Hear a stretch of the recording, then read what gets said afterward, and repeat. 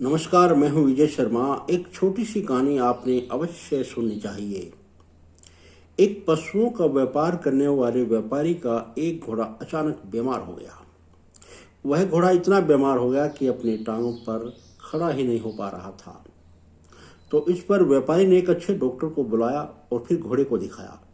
Doctor ने घोड़े को देखकर कहा कि हम इस घोड़े का 5 दिन इलाज करेंगे।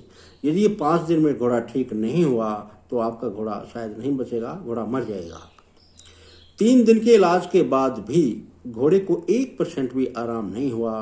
तो व्यापारी ने डॉक्टर से सलाह मशवरा की कि अगले 2 दिन के बाद क्या होगा। अगर 2 दिन में घोड़ा ठीक नहीं होता है, खड़ा नहीं हो पाता है, तो घोड़े को गोली मार दी जाएगी। ये व्यापारी ने डॉक्टर को कहा। और यह सब उस व्यापारी का एक बकरा सुन रहा था। उस बकरे ने घोड़े के पास जाकर के उसके कान में कहा कि मैंने अभी अभी व्यापारी के मुख से सुना है कि अगले 2 दिन में यदि आप खड़े नहीं हो पाए तो आपको गोली मार दी जाएगी।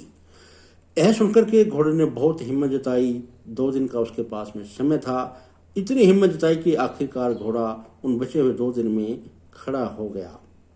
और ये सब देख करके व्यापारी बहुत खुश हुआ, क्योंकि घोड़ा वो रेस का घोड़ा था। व्यापारी को बहुत उससे फायदा होता था।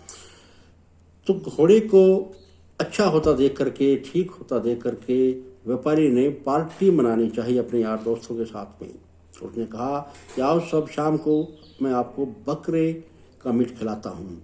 वही बकरा जिस बकरे ने घोड़े के कान में जाकर के ये बता था कि अगले 2 दिन में आप ठीक नहीं हुए तो आपको गोली मार दी जाएगी, उसे बकरे की मीट की पार्टी मनाई गई।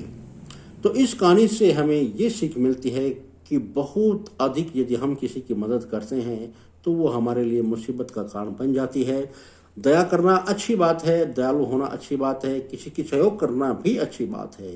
यदि हद से ज़्यादा, ज़रूरत से ज़्यादा हो सकता है सामने वाले की इतनी औकात नहीं हो और हम उसकी ऐसी मदद कर देते हैं, चाहे वो हमारा कोई पड़ोसी, मित्रगण, रिश्तेदार हो, अधिक हम मदद करेंगे तो हम ही सबसे बड़े उसके दुश्मन होंगे।